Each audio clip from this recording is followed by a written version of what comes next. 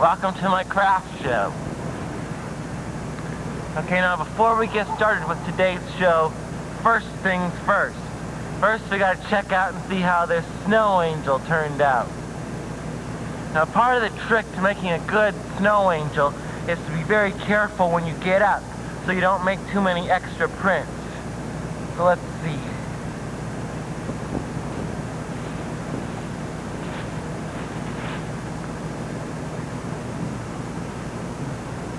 Not bad. Not bad at all. Alright, I think it turned out pretty good. Well, you know, I just love the winter, and I love the snow. And today I'm at my family's farm here in North Dakota again, and it's a great day, so what better thing could I do than go out and enjoy myself in the snow? I've been out a lot today. This morning, my dad and I went ice fishing. My dad is an avid fisherman and hunter, and we went ice fishing at a little lake about 12 miles from our farm here. And I don't know, maybe you've never been ice fishing before, and I would like to know what it's like, so I thought I would tell you about it today. Usually when we go fishing, we bring along our little portable ice house and fish inside that. But today it was very warm, so my dad and I decided not to set the ice house up and just fish right outside instead. The ice in North Dakota gets very thick, over 2 feet thick, so you have no trouble driving your pickup or your car right out on it. The first thing we have to do is drill some holes in the ice. We do this using an ice auger. My dad has an electric one that hooks right up to the battery of his pickup, although a lot of people have hand ones.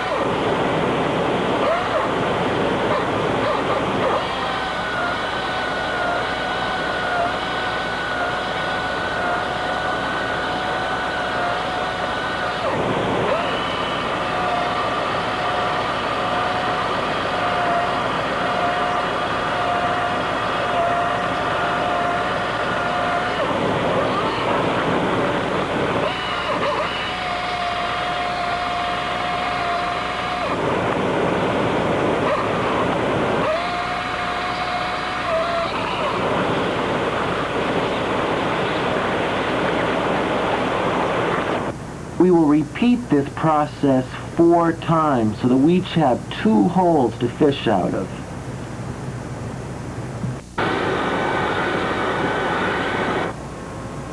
This is what we use for bait. They're called wax worms. So now we're all set up and ready to fish. I was the first one to catch a fish. It was a small perch.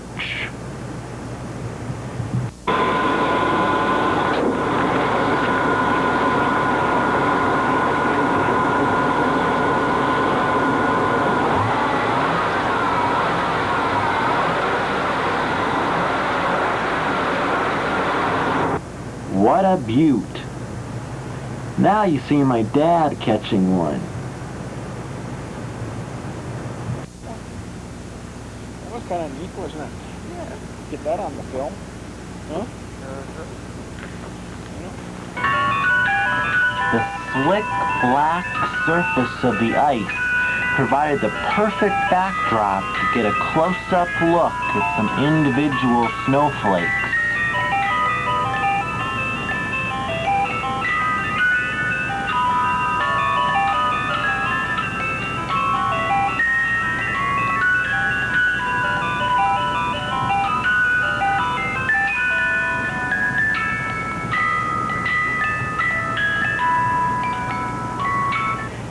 after fishing for about 3 hours, we'd caught 15 perch.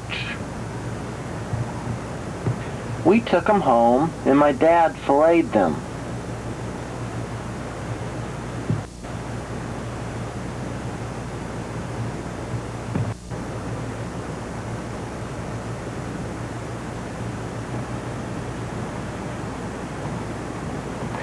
They'll make a great fish supper. That was sure a lot of fun. Alright, moving on. Maybe you remember the episode of my craft show where I demonstrated how I gave myself a haircut. And up until yesterday, I was the only one I'd ever given myself a haircut. No.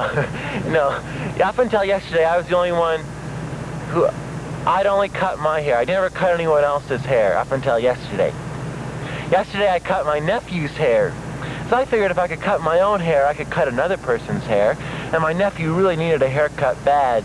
So I talked my sister into letting me do it.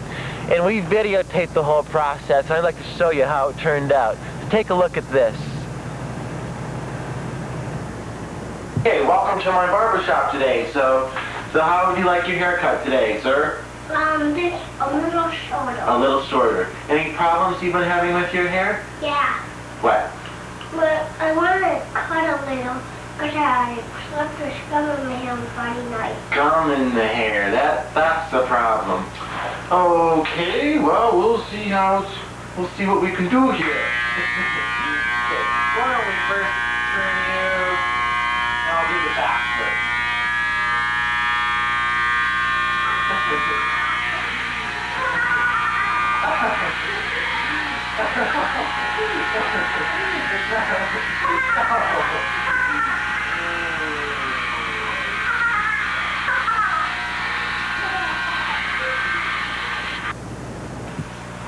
Trying to get even with your children. No, let me see how much.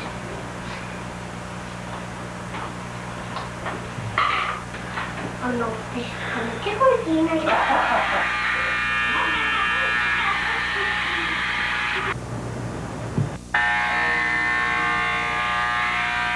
Are you spiking the front? I don't know what we're doing to the front. Okay. Oh, look at the mirror. Oh. You need 2 mirrors. Look very good, dog. Okay, now you gotta hold real still. So I'm gonna turn the neck a little.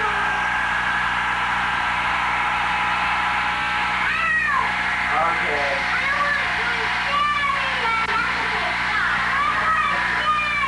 He's upstairs.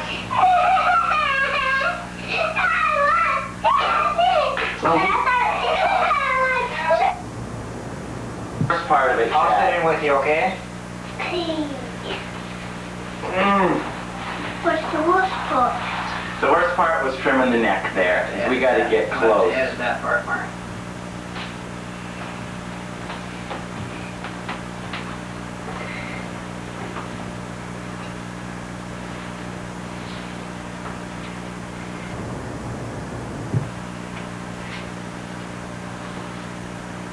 You'll fit it on top too, won't you, Mark? Yeah. Okay, can you look at me? This.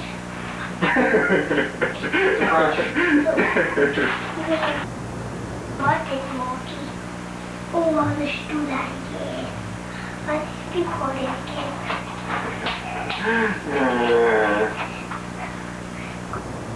Peanut to eat. Okay, let me vacuum you off. Ah, go back here!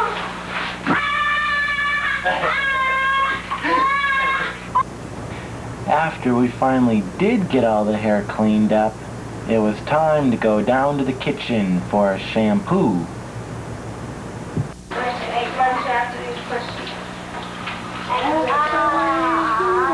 So wonderful. Oh,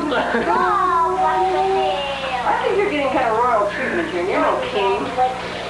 You're lots of stuff, sandwich, yeah. Yeah, I know. Is it they're going here? They're going to have...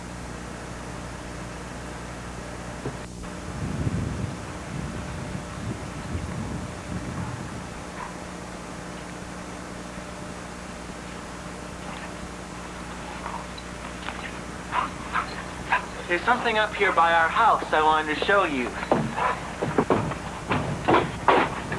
Last fall, if you've been watching my craft show, maybe you remember my scarecrow and my wreaths that I made up here.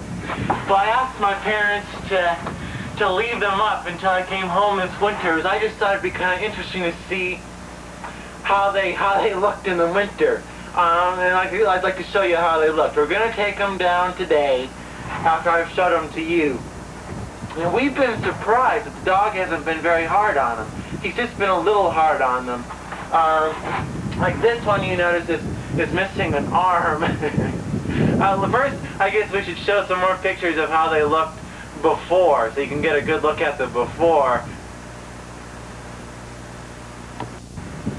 I thought they turned out pretty good, and they still look pretty good considering the weather and the elements that have been hard on them.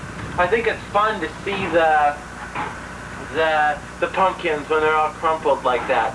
The wreath actually is in pretty good shape because there isn't much. That actually is in very good shape, but the pumpkins and the scarecrows are looking pretty tough. So we're gonna take them down today, and we store them over in a shop here in a big building, and we can maybe use parts of them again next year. So I just wanted to show you that.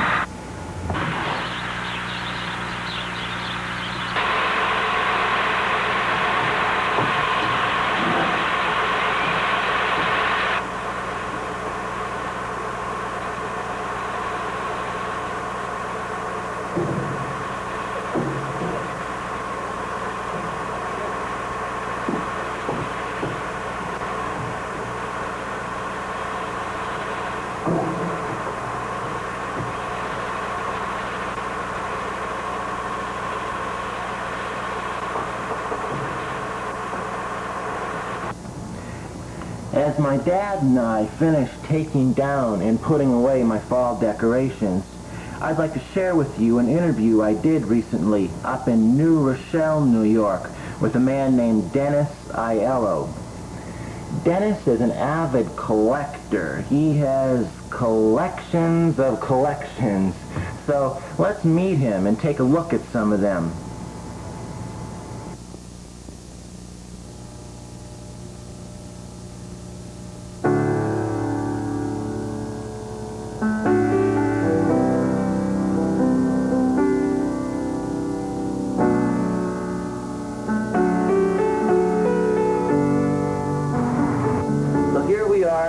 With Dennis Diallo. First of all, welcome to my craft show, Dennis. Oh, thank you. And as you can see behind us here, he has shelves and shelves of very interesting collections. Why don't we start out by talking about your Beatrix Potter collection? So, how long have you been collecting?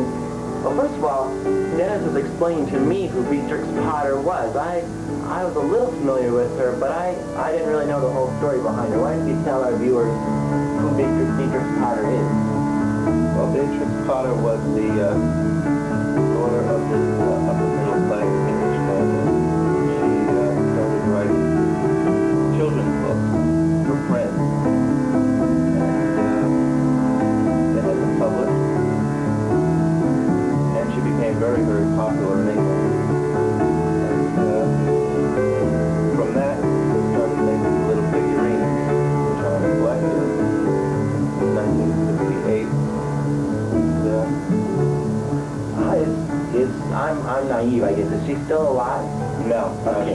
I believe turn of the century. Okay. So she's not still alive. Okay, and like what's the price range of how many are in your collection, first of all? Approximately 35 to 40. And the price range, are some more valuable than others? Yeah, some of them $17 to $30.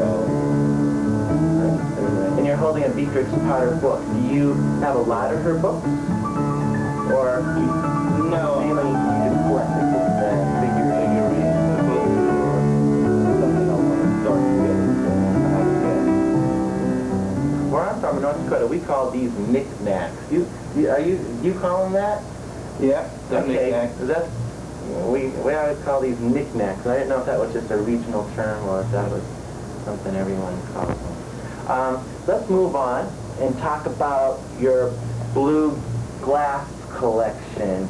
Behind us here, you have a whole shelf, about 2 dozen blue glass pieces. And you said you mainly collect cobalt blue glass, right? Yes. And once again, are some more valuable than the others? Yeah, I have some Venetian pieces, which I got in Venice. And mostly they're from garage sales and gifts and antique shops. You get a lot of your collectible things at garage sales? Yeah, pretty much. So then I suppose you can get stuff real cheap sometimes. You get real bargains. That must make it fun. All right, yeah, your blue glass collection, and it's very nice the way you have the light and back of them to really show them off. That looks great. Also, Dennis has a great miniature collection. Why don't you tell our viewers about your miniature collection? Well, about a year and a half ago, I had been over a friend's house, and they had started collecting and building miniature furniture. And that's how he started. Would they build it from scratch? Do they have patterns or kits, or do they Well, they come design in it? kits. Some people do it from scratch. Some of my things are from scratch. Well, this little table is from a kit. And there are also many very good craftsmen who do very fine pieces. So then you started to collect. And so mainly you have 3 miniature things. You have your doll house, right? Which is that like a Victorian? What kind of house would that be? I would say it's kind of like Victorian. Victorian. Yeah. And I guess my favorite part of it is that it's electrically wired. Is that rare with miniature houses? Is that something a lot of people do? I've never seen that before, where the lights actually work. Oh no, see, a lot of them. Yeah, that's a huge industry. What else is special about that house? Anything Well, else that you can point out to my viewers? the house, the shingles are all individually put on, piece by piece. Oh wow! Yeah. And you bought like a kit and made it yourself, right? Well, like a kit and customized it. They are not part of the basic kit. Then you also have a country store, right? Yeah, my country Which store. is here in back of us. And what's that? How much is that worth? That has to be worth about $300 or $400. And how did you pick a country store? What made you center on that theme? Well, because I like to collect antiques. And so there you could add this one. There are just old things, and it's a place to put little things that I don't have other places to put them. Right. And end up in there. Great. And you were saying that a lot of the pieces in there are actually antique, right? Yeah, there are a few. Like how old or what's the most antique piece in there, do you think? Probably from the Pan American Exposition. A small miniature frying pan. Right. And how old was that? How old is that? The frying pan is from 1901. Wow. So that's almost 90 years old. Great. And you also have a work in progress with the miniatures, right? Yeah, I'm doing a restaurant, a little brick restaurant. First of all, going back to your store, it's really not a country store, it's more of an antique store. Antique type, yeah. And what's going to be special about your restaurant? Well, it's has custom dishes that I have ordered. And I always wanted to do a real restaurant. Fantasy worked out. And yeah, a lot of the stuff you do order from catalogs, right? The miniature stuff, you can get pretty much whatever you want. From catalogs, and there are a number of shops around. And you were telling me that it goes back hundreds of years doing the miniatures, right? It's not like a new trend. No, at one time the children of kings and queens of Europe used to have artisans build them dollhouses and... Neat. I noticed you have a World's Fair pin. What's the story behind? This is the Space Needle from Seattle. Seattle World's Fair. And is that old? No, this is 25 years old or so. And what does your World's Fair collection consist of? Oh, I have things from Pan American Exposition, the Seattle World's Fair, the Montreal World's Fair, the New York World's Fair of 1939, 1964, Chicago World's Fair of 1933, and Tennessee. Great. And where do you get most of those things? At antique shows, sometimes garage sales also. Great. And you were showing me a license plate, right? This is a license plate from the New York 1964 and 1965. So this is what everyone had on their car when they got their license for that year or whatever. And where did you get this? This was at a garage sale. For how much? Do you remember? I think it was $2 or something. Neat. Yeah. Neat. Okay, and what is this collection? You also have a lot of this blue and white. This is my Delft collection. And what's Delft? Delft is the pottery from Holland, the Netherlands. There's also English Delft, but I call it Dutch Delft. Delft is a city in Holland. Like, where do you buy? Do you get this at garage sales, or do you order it, or where? Sometimes garage sales, sometimes in Holland. Oh, so you've traveled quite a bit? You get a lot of the stuff on your travels. Yeah. Yes. And you have a lot of these little lady figurines. What's the story This is behind my them? Lennox Ladies of Fashion collection. And how long have you been collecting those? For about 5 years. There's a series of 12. I have 11 so far. So each every few months or every years, buy one. Yeah. Great. And you also have a mirror collection. Dennis says he has more collections than I've ever seen around here. Tell us about your mirror collection. Well, I collect mirrors. I used to have them in the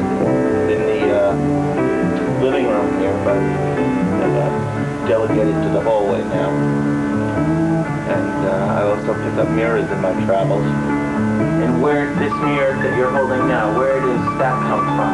This is from Florence. This was a small shop across the street from our hotel. And I saw it there and had to have it. Was it expensive? No, very. About $3 or $4. So your mirrors, how many countries are represented in your mirror collection? Italy, Holland, England, about 4 or 5. Great. And now you also do stained glass. Now that's not something you collect, it's something a craft that you do, right? And what have you made with stained glass? I know there's a beautiful lampshade here behind us. And what else have you made with stained glass? Oh, I've made the lampshade, I've made my Christmas tree top, I've done windows, and repair work for friends. And you use a pattern when, like your Christmas tree top, was that your own design, or do you find a pattern you like? That's from a pattern. Great. Yes, it's beautiful. That's great. Now you also have an angel collection, right? What got you started collecting angels? Well, mostly from Christmas. I mean, most of them are on the tree, but I have other ones too. And that's a minor collection at the moment. Like how many angels do you have? On the tree, there's got to be at least 100. So if they have a nativity scene, like at a garage sale, you just pluck out the angel? Sometimes, yes. Great.